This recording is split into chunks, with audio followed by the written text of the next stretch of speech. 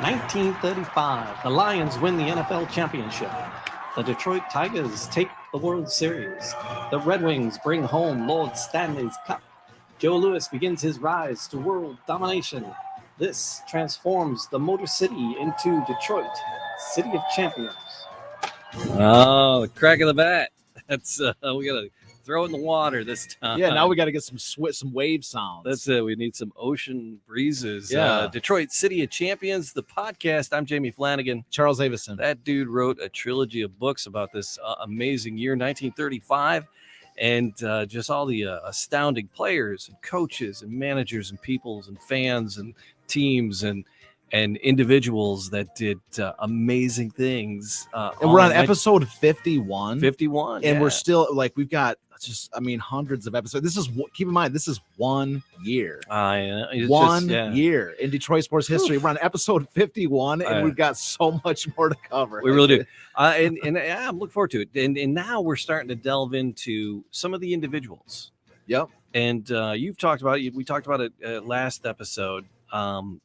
Your favorite athlete is Joe Louis. Yes. And the favorite story out of the 1935 story was Garwood. And that's where we're going next.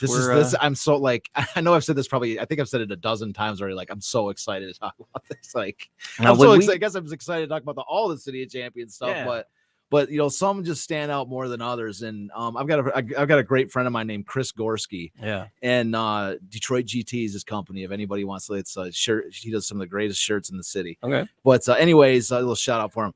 But anyways, I've known him for years, and I've told him about all these different City of Champions stories, right? Mm-hmm. Like Tigers did this, Lions did that, and he's always like, he would, he's my friend. I'm telling him what I'm doing, the stuff with such and such. And it wasn't until I told him about Garwood, right, that he gave a crap. And all of a sudden he goes, you've been telling me about this stuff for a decade. And it wasn't until the story about Garwood that I was like, this is actually pretty cool. He loved the story of Garwood. And it was the fact that I was like, how do I reach these people? And it was the fact that I, that it was something he connect, because he's really into cars and, automotive and stuff. And he's like, that was actually really cool. And so, it was, and I'm like, I agree. It's my favorite story component from it, and so that's what I mean. So people that maybe even just join it, maybe they see it on YouTube just because we're talking about Garwood, because it's really not a subject that gets talked about. Yeah. Just like the rest of the City of Champions story. Garwood is people have heard his name. A lot of times when I was doing, when I was doing art shows every week, one of the things that would pop up was that people go, "Oh, I used to party at Garwood's mansion." The mansion. There was a bar too, but there was a mansion, and it went Garwood's mansion. Is that Kid Rock's place now? No, the story, as I sort of found out, was that when after Garwood passed, they sold his mansion to, it was a group of Hare Krishnas. Oh, the Krishna mansion. The Krishna mansion. Oh. And then Krishnas sold it to the Hells Angels or something. And it was a kind of an outlaw party spot all the way through the 60s and 70s. Yeah. And then one crazy party night, it burned down. Yeah, and so there's still relics there from the original mansion. Oh my gosh! But that was the story I heard the most. Every time I'd mention Garwood, somebody's like, "Oh, I used to party at that mansion back in the 60s," And so it was I cobbled together a lot of the story just from talking to people that had been there and knew elements of the story. I think I read an article about it somewhere, but that was the story I'd heard the most. I'm like, well, do you want to know why that guy was so cool and why that mansion was on the river and what it was all about? Right. And so now we get a chance to really dive into the guy rather than just that, and then brought it to modern times with the hydroplane races. Absolutely. Yeah. And the Gold Cup was the longest running trophy in North America. Yeah. It actually, sadly, it had a lapse. Just recently it got interrupted.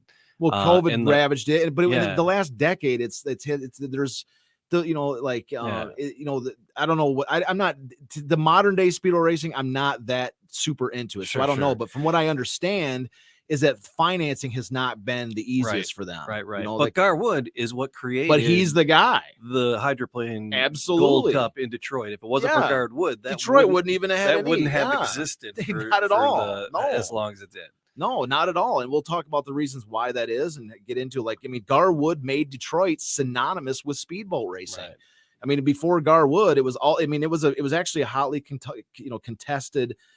Every city. There's a lot of cities that were vying to be like the new speedboat capitals. Places where people would race and that they would bring those boat races there. But it was Detroit that won out in purely because of Garwood. And so I don't want to get too far down that road. We want to, just like every great story, there's a beginning, there's a genesis to it.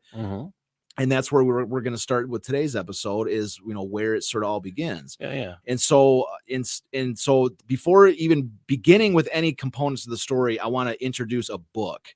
Okay. And we could do like an entire, this book, it was the complete foundation of everything that I learned about Garwood and everything I learned about this.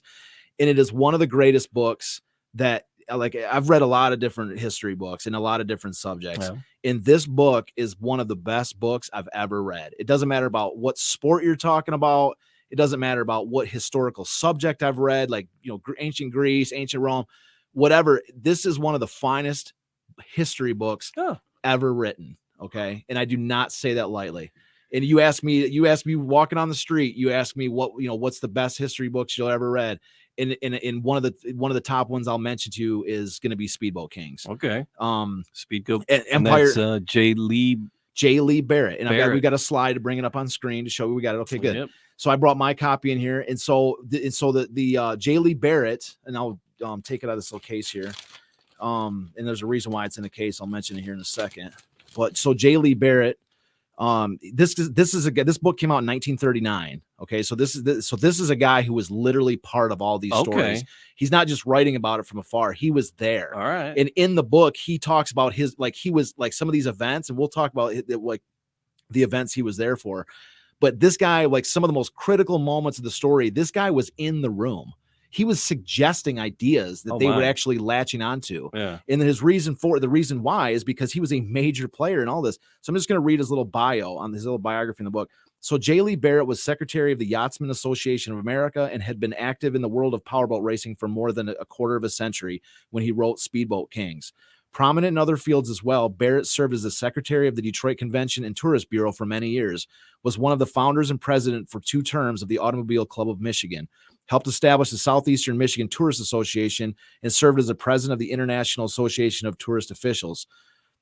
So, so this guy, there's more to it. Like he actually was, here it is right here. This is a better description real quick. Cause he was like the secretary, this guy, he was like the secretary of the speedboat racing committees and everything. So anyway, I don't have it, I guess, from here, but this guy was a major player. He was right in the center of all the action, of all the things that are going on. And he quotes himself. He was like, I said this and I said this to Garwood. So this is when you talk about it, and this is one of the reasons why the book is one of my favorites, is because a lot of times when you're looking at history books or history subjects, there's always, the first question is where's the bias? Where's the bias? Like, why is this person writing the book? Is their subject paying them to write a flattering account of them? Right. Or, and then how close to the events were they? Were they writing about it 100 years later? Were they writing about it 50 years later? Mm-hmm. How close are they just reading other books that tell them, or other newspaper articles that tell them about the stories? And that's why I use so many quotes from my books, is because I'm citing actual people that were there at the events, because I wasn't there. I'm a secondary source. But this is a primary source. This is a guy who watched these events, who was there at the events. And that's why this book is that's one of the reasons why this book is so special. Mm-hmm. The way that he captures, I'm going to read a quote here, this very first intro of the book. I'm going to read it to you, so you'll get an idea of just how special this book is. But another thing that's so special is the rarity of this book. Okay. It is one of the most rare books that you will ever find. Really? Okay. Yes. Okay. You have it all in I've got it in lead line sealed. Yeah, when I first freezer bag. When I first acquired this book, it cost me, I think it was like $150. Oh, get out. Yeah, that was 10 years ago. I got this book for, it was like $150, but there's only 3 of them on the entire internet at the time. I think I got it off eBay for $150. And this is a reproduction from 1988, I think it was. Really? 1986. It was reprinted in 86. It originally came out in 1939, and it was reprinted in 1986 by the Historical Society of Michigan. It's one of those, it was so rare that the Historical Society wanted to reproduce the copies of it to allow a few more copies to filter out across the world. Sure. But it's exceptionally rare. Okay. Yeah. And I'm just going to give you a dollar figure because I went on Amazon today to look it up. Yeah. Okay. There was 0 copies on eBay and there was 4 copies on Amazon. Yeah. Okay. Yeah. 2 of the copies were actually original 1939 cover copies, but they didn't have the slip covers on them. Yeah. And those ones were going for $300 a piece. The copy I have in my hands, I just found this out today, $795 for this book. Holy I saw it on there. $795. There you go. I'm sitting there, and then the worst thing was when I saw it, I turned around to do something else. I looked at it and I go, "Oh my God!" Like 10 years later, talk about it, your investments appreciating. And I turned around for a second, and it's something I looked at. I was doing something else, and I just have my soda sitting on that. I better move it. Bumped it with my elbow and knocked it onto the floor. I go, "Oh my God!" I go, like dropping an $800 asset on the floor, you know. But I looked at it, 800, you know, and I'm doing a lot of stock market and crypto stuff, and I looked at them like I could trade this in for $800, you know, to get a stock market stocks and all this. And I looked at it, I took another look at it again, and I go, I'm not selling it. No. It's worth more than that to me. Yeah. I love this book, and I annotated the hell out of it to write the Garwood section. Right, I got so many notes in this thing, it's ridiculous. Yeah. And it's like, and I was telling a friend of mine today, I was talking around on the phone, and I said to her, I go, I wonder how much this copy, you know, like if City of Champions, we turn this into a movie. Yeah. You know, if we turn the City of Champions into a movie, when we turn this into a movie and when this thing gets big, is that someday, you know, the Speedboat King's copy of mine with the annotated notes that I used to write the Garwood chapter. I wonder how much this copy will be worth. You know what I mean? Because I used this book to write the City of Champions story. So if a regular copy is online for $7.95, how much is an annotated copy by yours truly who used it to write the City of Champions story? How much is that going to be worth? So, you know, so I don't know, but it's so now all of a sudden it's become, I mean, it was already one of my favorite things. And it's the Historical Society of Michigan. Is that who redid that? Historical Society. That's who they reprinted it in 1986. So, so anyways, I just couldn't believe it. It's $795. I go, oh my God. You know, let's talk about appreciation and value. I mean, it's not that necessarily, I don't know if somebody's actually gonna be able to sell it for that much, but you know, when the person who's selling it, there's only 2 copies, you know, on the net, there's 4 total copies and 2 copies of this. I mean, I guess you can charge whatever you want for it. If somebody needs it for a project and they need to pay it. So, anyways, you know, there's one that side of me going, well, maybe I should photocopy it all and then just sell it, you know, but I'm like, nah, you know, it's, or maybe I'll do copies of it and sell it for $50 or something just for the photocopies or something. But anyways, but that it just adds more to just how great the book is that it's $800 to buy a copy of it, you know? So anyways, so it's a tremendous book and we're going to quote heavily out of it. And so the very first thing, you know, without any further ado, the very first thing I want to do is read the very first thing that Jaylee Barrett says. I mean, there's like a preface a little bit, but the chapter 1, the actual page number is page 17, but it's really page 1 of the actual story he has to tell. And so this is gonna kind of give you an idea of where we're going, okay? But I want to warn you in advance. This is a tease, okay? This is a total tease because when we're done with this quote, we're going to leave off and we're going to talk about the history and everything that leads up to these moments. Okay. But by the time we get there, we're going to get back to this and all these quotes are going to, you're going to be by the time we get to these stories that he's referring to, it's going to be intense. And the listener, the person that's following this show right now, you're going to have a thorough knowledge of Garwood and all the things that led up to it. And you're going to realize you're going to be right back in the saddle of where we're at right now. So this is like this is sort of a tease. And this is how I start out my chapter too. I cite Jaylee Barrett. So again, this is Jaylee Barrett, 1939 book. And this is how he opens up. So I can see that vast throng now, as I have seen it before, packed along the stretch of shoreline that hems in the Harmsworth racing oval. So I'm going to start over again. Let me just rewind it. Cut that bit out. Oh yeah. Start okay. Totally. I'm too excited. Excited to read this quote. Okay, here we go. I can see that vast throng now, as I have seen it before, packed along that stretch of shoreline that hems in the Harmsworth racing oval. Almost 500,000 people, tense, silent. It's just about sunset. The Detroit River is as smooth as glass. The black time discs drop one by one from high above the judges' stand at the Detroit Yacht Club. 5 minutes before the starting gun, 5 time discs are poised there. 1 drops each minute. That's what brings the catch in the throat. Those dropping discs. There's nothing for the crowd to cheer here. A vast, awful silence floats over the river. This is drama, possible tragedy. The dropping discs are for those madmen out there in the cockpits of those boats, the drivers, the mechanics. You can see them in the upper course warming up their engines, curving great white arcs in the water as they jockey for position, watching the discs, always those discs. Every second counts. A mistake may mean tragedy, death, because death walks close to these Harmsworth scenes. You can almost feel it as the faint thunder of giant engines drones in your ears. The last disc drops. The crowd knows. Wood knows. He's timing his start to a split second. He's been here before, many times. They don't talk in that cockpit. He and Orland Johnson, his mechanic. No voice could ever be heard against the bedlam of 7,600 horsepower. They use signals. Wood signals to Johnson because Johnson handles the throttles. Wood does the driving, handles the wheel. Suddenly, a signal from Wood. Johnson pulls open the throttle. You can't see him. All you can see is that gleaming brown speck of the Miss America way out there near the upper turn, and the white speck of the English boat in the 2 twin lines of the wake. But you know something is happening. You know Johnson is pulling those throttles because the engine gear roars louder and louder. The boats are coming now. They grow from dim specks to little blobs, heading straight for the starting line. In another moment, the roar is terrific. Thousands of horsepower is loose. The starter's flag goes down. The last disc drops. The gun cannons the signal, and in the boats, throttles open, thunder across the line at over 100 miles an hour, and spin into the hairpin turn at the Belle Isle Bridge. You have to be there to know, really, to feel the air charged with drama. This Harmsworth crowd is different. It isn't a sport crowd because the Harmsworth race is not a sporting event anymore. It's more like a duel between modern mechanized giants and with thunderbolts as weapons. Death has walked too close to these Harmsworth events to make it a sports show. The men in the cockpits are riding with death every instant. A stick of wood, a floating bottle, anything could smash through one of those boats at that speed and tear it to pieces. What kind of men are these that go on, defying death?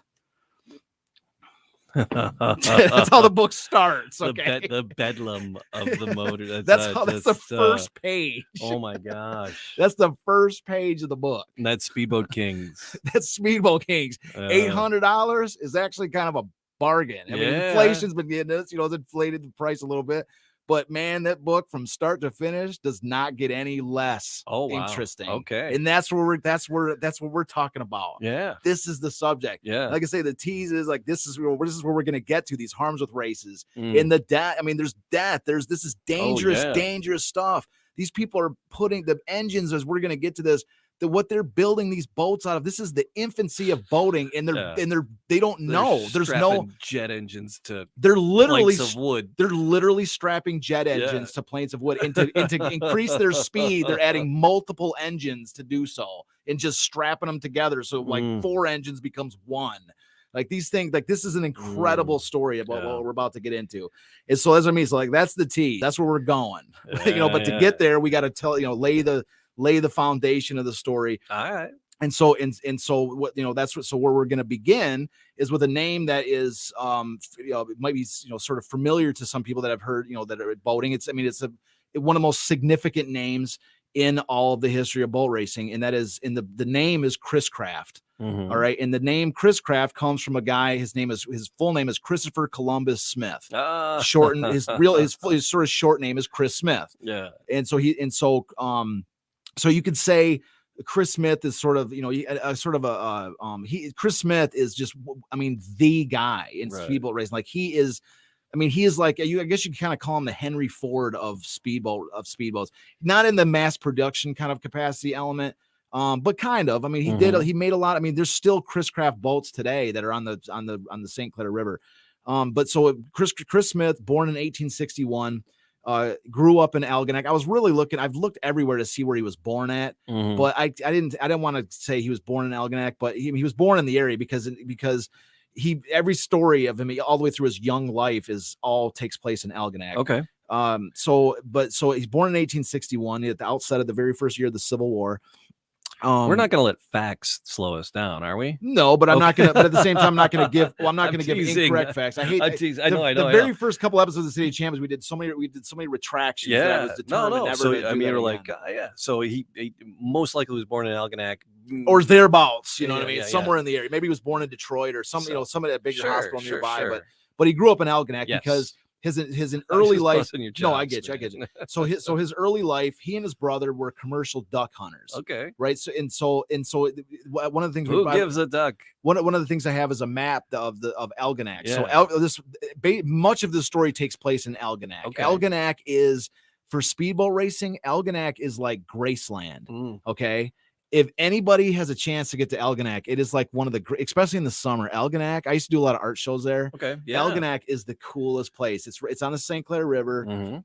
And it's just a special place.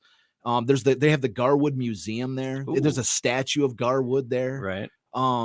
It's like they've got a lot of like it's a small museum, but it is like when I went in there the first time, I was like, oh my God, like this is the greatest, coolest place. And they just literally on the river of Algonac, it's just these old wood Chris Craft boats driving up and down the river. It's not even a stereotype.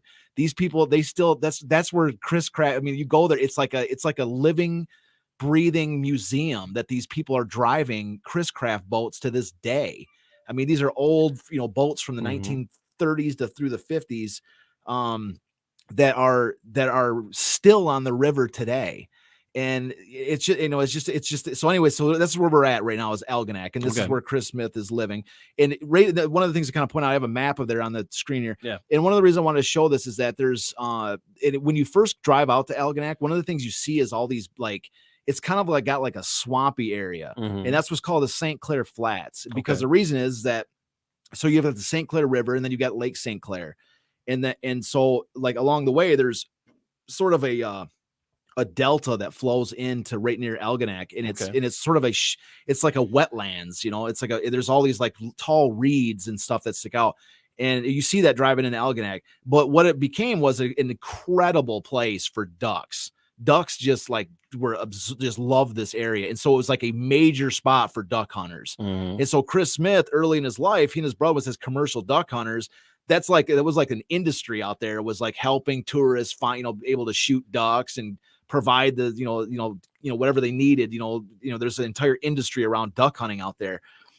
And so that's what him and his brother did. And so at the age of 13, one of the things what they did was him and his brother built a boat, and they also were building these wood duck decoys. So they were woodworkers. They were building these. I saw somewhere these duck decoys built by Chris Smith, and they were like super expensive. And I think they might even have one at the Garwood Museum, but they're awesome. I mean, they were selling these duck decoys.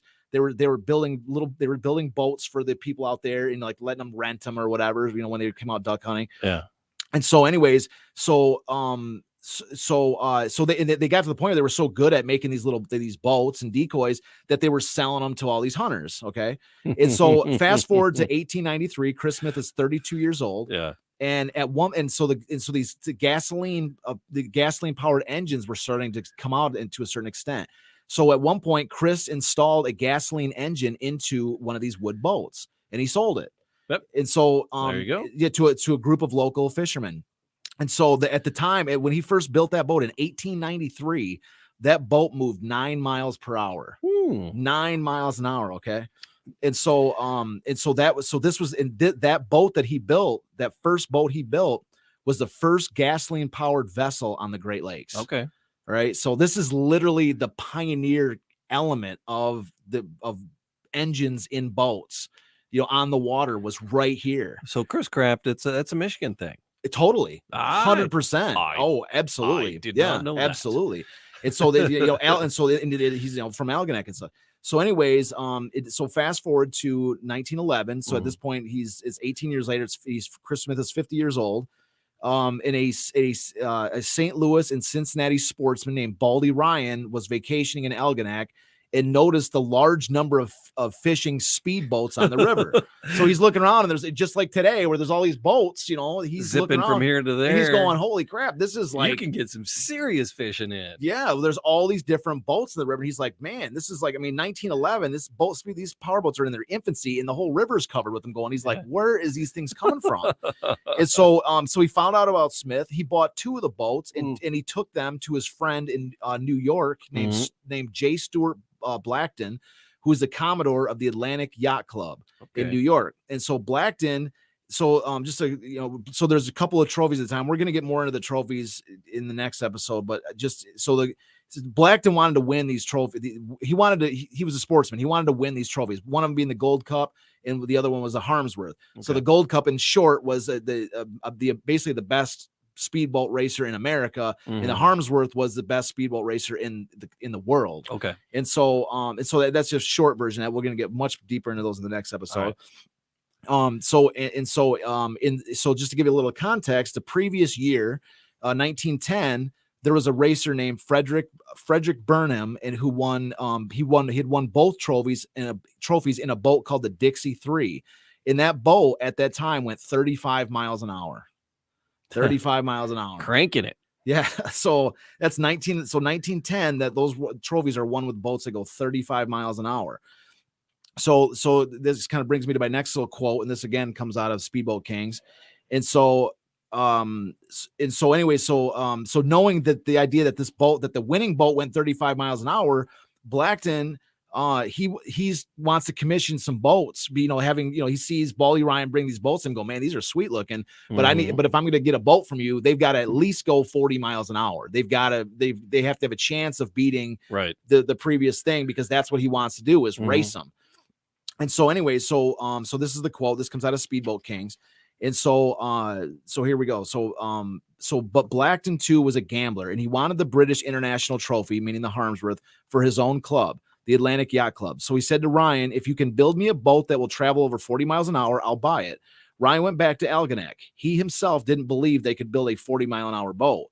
He told Chris Smith about the deal, and Chris, to Ryan's astonishment, wasn't surprised. You mean you can do it? He asked Chris. Of course we can, Chris said. Well, why not? We should be able to build a boat that will travel a mile a minute. So 60 miles an hour. Yeah. So Smith started to build a hydroplane, but he soon discovered that things stood in his way. W.H. Faulber, an American living in Nantel, France, owned the hydroplane patent. He began to investigate Faulber's claim and discovered that Faulber's patent extended only to a boat with multiple steps. That's fine, Chris said. I'll build a single-step hydroplane. They started to work. Chris Smith and his sons, they built the first single-step hydroplane in America. The idea behind it was simple. It's a brake, a step on the bottom of the hull, about halfway between the bow and the stern. The step permits the boat to ride on just 2 short planes, one plane at the step, another at the stern. It reduces the wetted surface, the water friction, thus reducing the resistance. The step really takes the boat out of the water, allows it to skim the surface, thus stepping up the speed 15% or more over the ordinary displacement boat. Before the step was introduced, speedboats ran through the water. They are called displacement boats. But the stepped boats, the hydroplanes, run on top of the water. The hydroplane is the greatest advance in the history of hull construction. Were it not for the step, 140-mile-an-hour boats would not be possible today. So that was, there's a little intro to the little graphic we have. This graph, I just found a few different components. I listened to, there was some great. So if somebody's listening, we really got to break it down for someone who's just doing. Yeah. So the idea, podcast. So the visual is very, very clear. So I'll kind of walk to the visual. Yeah. The graphic that we have on the screen, what it does, it shows a boat that are on the left, what a boat, like a normal boat. When you think of a boat, the bottom hull of a boat. It's just a third of it's in the water. You have a basic hull design where it kind of like tapers down towards a thinner point down, and the whole boat rides in it. The difference with a hydroplane is the back of the boat. The front half looks just like a regular boat, but the back half is basically flat. It's got a little bit of a taper, but otherwise it's flat. And so what that does is that the boat, when it starts to get up to speed, the front end lifts up out of the water, and the back end just stays, it's flat. So it allows it to just skim the water, and it allows the boat. So what it does is it like he says in this quote, that's why I love this quote right here, is that basically the boat is just skimming the top of the water.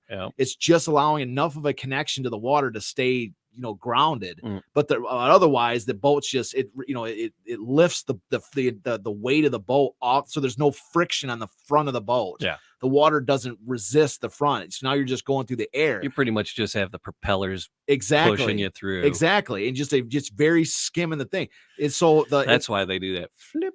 Yeah. Flip. So the graphics we have are great, because the top left graphic we have, it shows a sort of a black and white schematic of the hydroplane, of the single plane. Yeah. So anyways, and then the bottom one is Single actually step. the single step. And so the bottom left corner is actually this. I thought that I found this on a toy site, like a vintage toy site. And what it is, a replica of Garwood's famous Miss America 10, which we will definitely get into. But it shows the bottom. It's a toy, but what's cool about it is it actually shows it's to scale. It's a toy to scale, sure. And it shows what that single step looks like on Garwood's famous boat. And then on the right is a little graphic that shows a boat as it's picking up speed, raising out of the water and actually riding on that step. Yeah. So it's actually planing. So it's actually hydroplaning. Yeah. And so that's what Chris Smith actually, or Jaylee Barrett's talking about in this. That's what allowed these boats to start getting speed up, was when it's on this hydroplane. And he's the guy that built the first step. What year was that? So this was this was what did we say, 11? Yeah, I thought it was 1911. Yeah. So how fast was it going? He wanted to hit 40. He wanted to hit 40 miles an hour. Right, yeah. Right. So Henry Ford smoked him on Lake St. Clair. Henry Ford hit 91.37 miles per hour in 1904 on Lake St. Clair. Okay, I have not seen that. Yeah, but, although the lake was frozen and it was in a car, so he set the land. I was going to say you're about to blow my entire thesis out of the water here, because they're like we're going from 9 to 35 to stretching 42. He's at 91 in 1904. So Henry Ford. I got you. Okay. Henry Ford set the land speed record in 1904. He drove it. He had a couple I heard. Yeah, I did. Now that you mentioned, I have heard that. They set one like in 1902, and he had somebody else driving. But then he was like not happy with the drivers and how they're driving the car. So he's like, screw it, I'm going to drive it.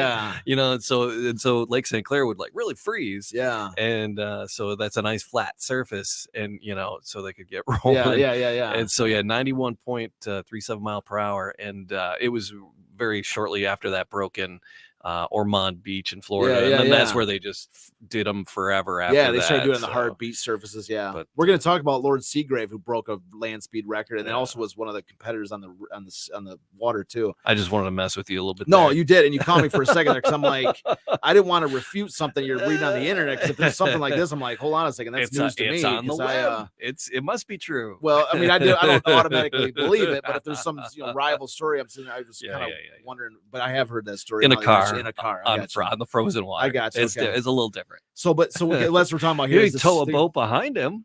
And yeah. So that's what we're talking about here. Is we're going to be talking about in the framework of the story. Yeah. The story is the gradual evolution of speed on water, right. The things that led to that development to the point where So we're up to about 40 miles per hour. So the 1910, the guy who had won all the Gold Cup and the Harmsworth, the international trophy, was at 35 miles an hour, and then that's when the guy in the quote what he's reading, he's like, that's not possible. 40 miles an hour. That's crazy. That's insane. This is like, you got to get, that's like flux capacitor speed, like you're going, what are you trying to go back in time? And ludicrous speed. like you're about to see like the streams of light passing in front of your face to get to 40 miles an hour. He's like, you're out of your mind, man. 40 miles an hour is crazy. And it's Chris Smith going, oh yeah, it's not only that, we get up to 60, and he's going, we go a mile a minute, and he's like, a mile a minute, you're breaking the sound barrier, you're breaking the minute barrier. Yeah. So that's where we're at though. This is early days. It's 1910, and so so that was one of the big developments was the single plane. And as he says right here, this is the first single plane in America. Mm-hmm. And it's Chris Smith right here in Algonac. But so another one of the things that was another hindrance. These are the two really biggest things that are gonna play a part of this entire story. Is the development of the hull design for the boat, and then the engine design. Right. Because the other big thing which is going to come into play, and it kind of talks about what you're talking about with the automobile, is that the engines they were using were engines that they were using for automobiles. And that was and the problem with that is that the automobile cars have the steel frame. And so a steel framed vehicle can have a heavier engine in it, and it can drive more horsepower and stuff. But when you put that in a wooden boat, right, it starts to rip the thing and rip the boat apart. It's such a beast of an engine. Right. So initially, and also what is going to play out, and it's going to take incredible different directions with the story of the engine design for these boats. But what they originally started to have to do was they had to start every single thing that they could remove from these engines to make them lighter. Like every single piece. Do we need this? Nope. Exactly. So they would bore out these pieces of cast iron that were like, that they could, whatever they could get away with removing that was like cast iron to lighten the engine and replace it with brass. That's what they were doing, was to lighten these engines up. And so initially that's, some of the things that he does. So that's going to be an ongoing story in the development of these speedboat racing. So anyways, so we're at. So, okay. So anyways, so in 1912, Chris Smith makes 3 boats for this guy for Blackton. And so the first boat he made, it was called the Baby Reliance, and it was bought by Blackton for his personal use for $8,500. And then then he also made 2 more boats called the Baby Reliance 2 and the Baby Reliance 3. Yeah. Right. It's I don't know how they figured out the name Baby Reliance, but once he loved that name, he stuck with it for the next 3 boats. Yeah.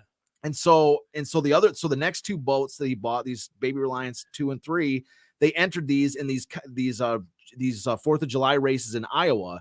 And these 2 boats won all 4 races, and they were going 53.7 miles an hour.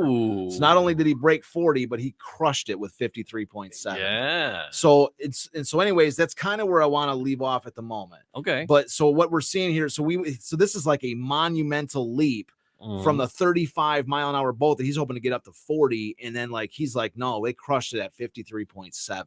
All right. So you can see. So this is where Chris Smith is. This is where his career is taking him with this thing. So but one of the things, the last little component we notice here with the Baby Reliance and then the 2 and 3, that's going to be an overall theme we're going to see throughout the course of this story is once they sort of settle on a boat, it's going to be like the next thing we're going to be talking about is the Miss Detroit. And once they get to Miss Detroit, there's gonna be like a Miss Detroit 2, 3, 4, that'll be like Miss America 1, Miss America 2, Miss America 3. So once they sort of settle on a design or a concept, you're gonna see that repeatedly. It's gonna be the second or the third or the fourth. You see, and that's what's kind of cool is that it kind of keeps continuity with that particular version of the boat or with those designs. All right. So Garwood, he was born like 1880. So he's in his 30s right now while this is going on. Yeah. He's not part of the story yet, though.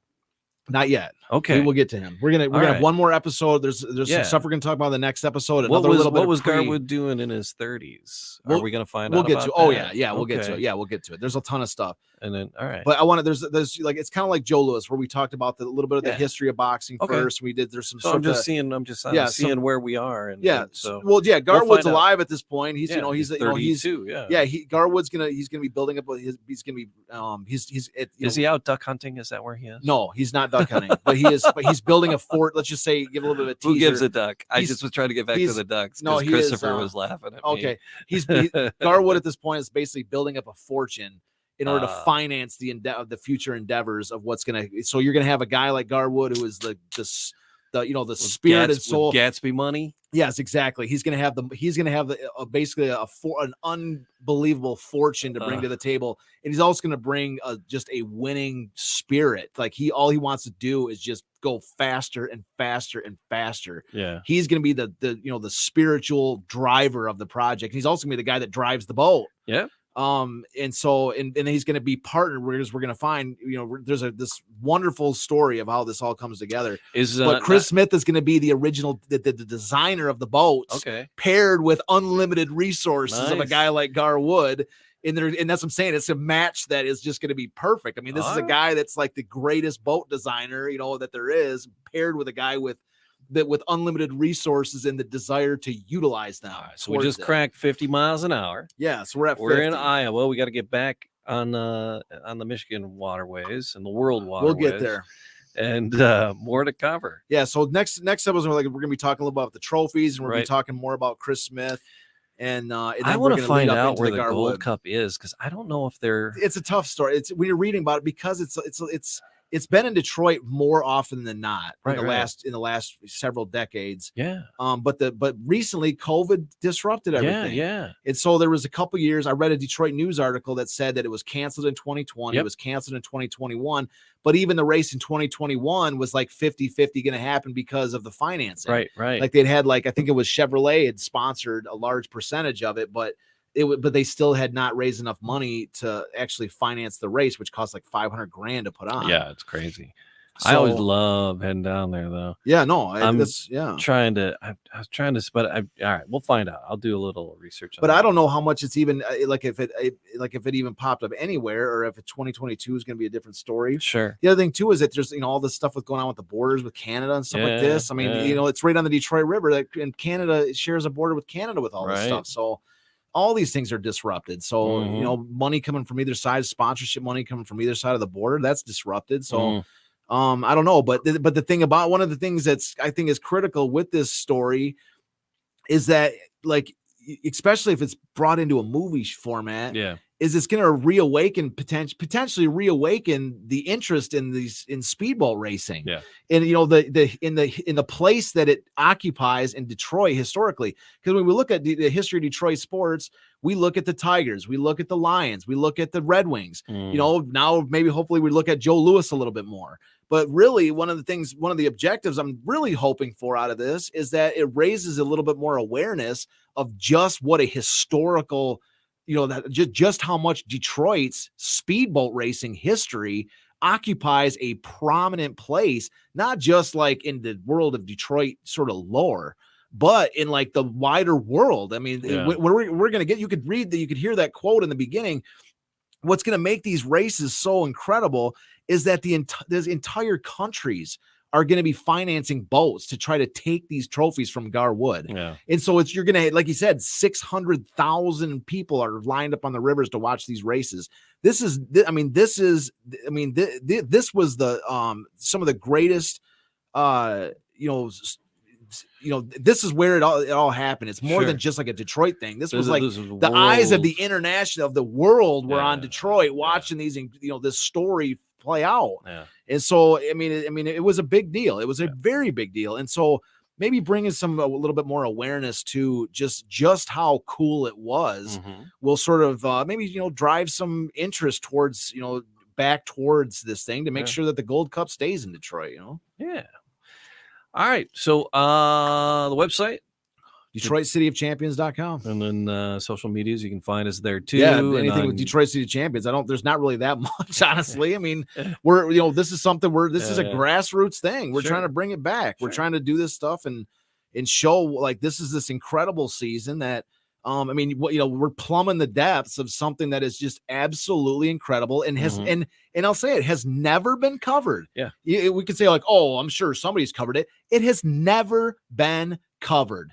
There's small components that every once in a while pop up in a book, just little components, but never in the proper context of the wider world of 1935 and just how incredible this year was. And also how incredible the year was to the establishment of Detroit sports, as far as like the bringing all these fans, to the point where the sports, where this became one of our major identities. Yeah.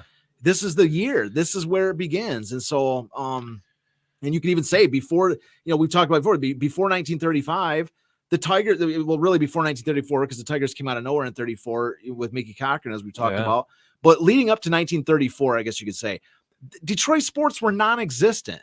The Tigers were dreadful. The Tigers were terrible in the late 20s and early 30s. The Lions didn't exist. The NFL had tried 3 times to establish a football team and failed all 3 times. And the Detroit Red Wings had changed their names 3 times in 5 years. Yeah. So they were a third-rate hockey organization that nobody cared about. So Detroit sports were non-existent. But it was Garwood during this era. that's who Detroit fans And gravitated that's why towards. you love this story so much. Well, that's Those one of the Garwood reasons. stories. But he carried Detroit sports Yeah. through the mid late 20s and early 1930s. Detroit was not a sports town; it was really Garwood town. Yeah. And that's where we're going to show. And we got more coming up. Like, subscribe, leave a comment, tell your friends, share with your friends, leave it on somebody's doorstep, ring the bell, and tell them to listen and to watch. And we appreciate you being with us. Detroit City of Champions, the podcast, and Splish Splash. There We'll you see go. you next time. Work in progress.